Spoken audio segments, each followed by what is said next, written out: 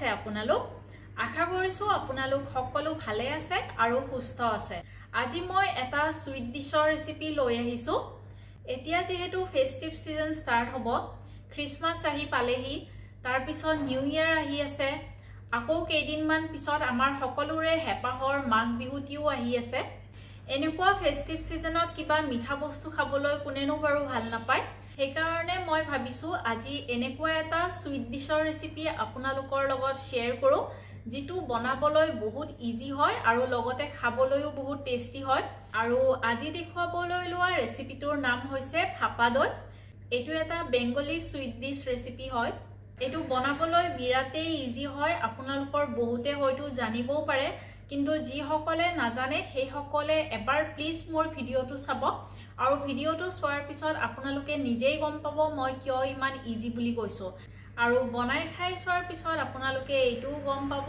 যে এইটো কিমান বেছি টেস্টি সুইট ডিশৰ ৰেচিপি হয় আশা কৰিছো আজিৰ ভিডিওটো চাই আপোনালোকে ভাল পাব ভিডিওটো চোৱাৰ শেষত এটা লাইক কৰি দিব লগতে বেলেগৰ লগতো শেয়াৰ কৰিব আৰু কমেন্ট কৰি জনাব আপোনালোকে আজিৰ ৰেচিপিটো চাই কেনেকুৱা পালে যদি আপোনালোকে এই চেনেলটো সাবস্ক্ৰাইব কৰা নাই তেতিয়া হলে প্লিজ সাবস্ক্ৰাইব কৰি দিব আৰু লগতে থকা বেল আইকনটো প্ৰেছ কৰি দিব তেতিয়া আপোনালোকে মোৰ সকলোবোৰ ভিডিওৰ নটিফিকেশন সকলোতকৈ আগত পাই থাকিব বলক এতিয়া ফাপা দৈ বনোৱা স্টাৰ্ট কৰো ফাপা দৈ বনাবৰ কাৰণে মই এয়া 2 কাপ দৈ লৈ লৈছো গোটা দৈ ইউজ কৰিছো একেবাৰে পানী কম থকা এনেকুৱা কাপেৰে 2 কাপ লৈছো আপোনালোকেও গোটা দৈটোৱে ইউজ কৰিব বেছি পানী থকা দৈ পাৰিলে এভয়েড কৰিব কাৰণ তেতিয়া খাবলৈ বৰ এটা ভাল নহব গোটা দৈৰে যিমান ভাল হয় এতিয়া মই এনেকুৱা এখন চেকনি বাচন এটাৰ ওপৰত লৈ লৈছো আৰু এই চেকনিখনৰ ওপৰত মই এখন কটনৰ কাপোৰ ৰাখিছো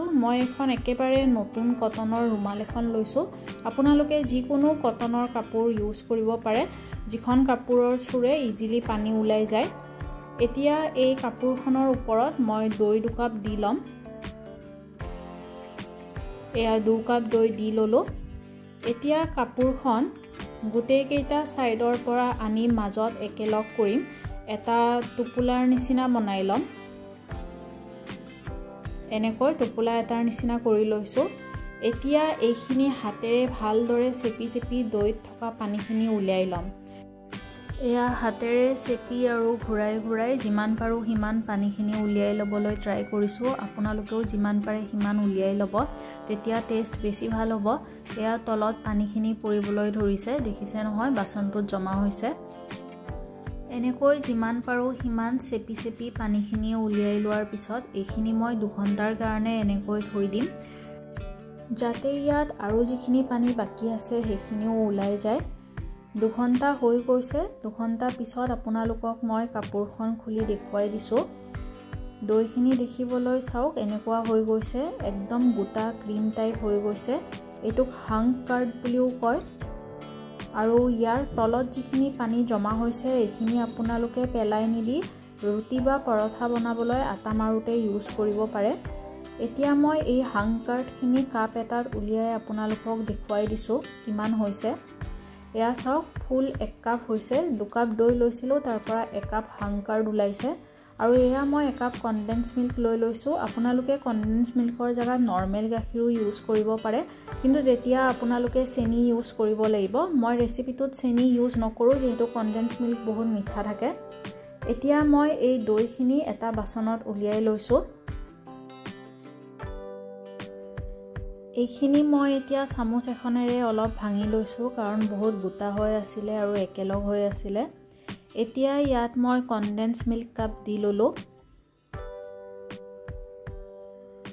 আৰু কাপটোত যিখিনি মিল্ক লাগি আছে সেইখিনি চামুচ এখনেৰে ভালকৈ উলিয়াই লৈছো কাৰণ কাপটোত বহুতখিনি লাগি আছিল এতিয়া এই দুটা বস্তু মই চামুচখনেৰে ভালদৰে মিক্স কৰি লম আপোনালোকে চামুচৰ জাগাত চাৰ্নাৰ আছে যদি চাৰ্নাৰ ইউজ কৰিব বেছি ভালকৈ হ'ব এখিনি স্মুথ হৈ যাব লাগে মই চামুচখনেৰে কৰিছিলো কাৰণে খুব এটা স্মুথ হোৱা নাই এনেকুৱা লাম্পছ কিছুমান আছে এটো এতিয়া মই স্মুথ বনাবৰ বাবে মিক্সিত দি লম মাত্ৰ 10 সেকেন্ডৰ কাৰণে ব্লেন্ড কৰি লম বহুত বেছি নকৰো অনলি 10 সেকেন্ডছই কৰিম গুটেখিনি মিক্সি জাৰত দি ললো চামুচেৰে বাচনটোৰ পৰা ভালকৈ উলিয়াই লৈছো লাগি থকাখিনি।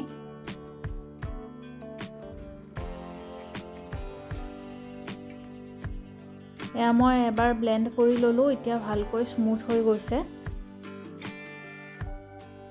এতিয়া এইখিনি আকৌ আগৰ বাচনটোত উলিয়াই লৈছো, কাৰণ ইয়াতে মই এতিয়া ইলাচি পাউডাৰ দিম। এয়া 5টা ইলাচি মই গুৰি কৰি লৈছিলো, লগত সেফ্ৰন ষ্ট্ৰেণ্ডছ দি দিছো, মানে কেশৰ দিছো।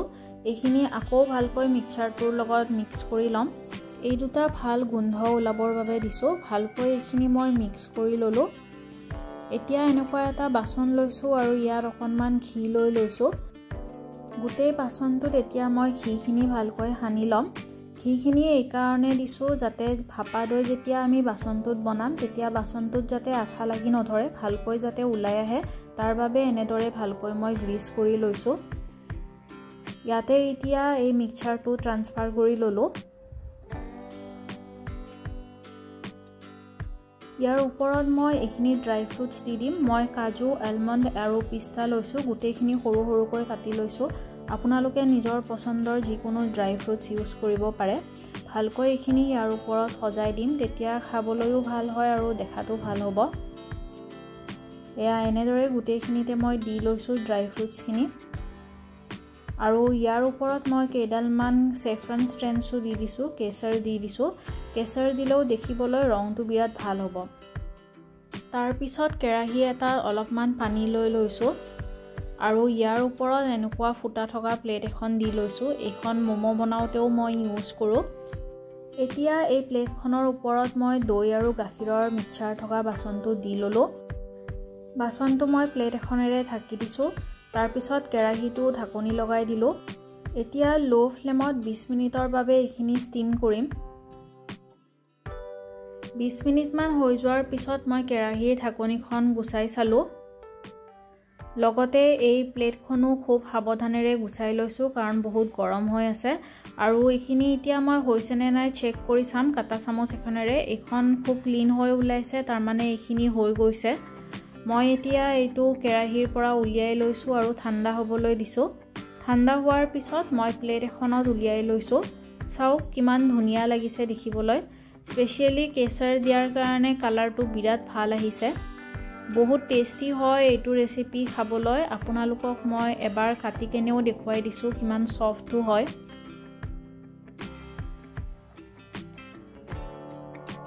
খুব সহজে এইটো সুইট ডিশৰ ৰেচিপি বনাব পাৰি। আপোনালোকে ভিডিঅ'টো চাই গম পাইছেই চাগে।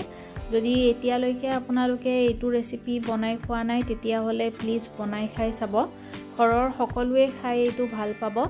আজিৰ এই ৰেচিপিটো যদি ভাল পালে তেতিয়াহ'লে ভিডিঅ'টোত এটা লাইক কৰাৰ লগতে চেনেলটো ছাবস্ক্ৰাইব কৰি দিব। Bye bye.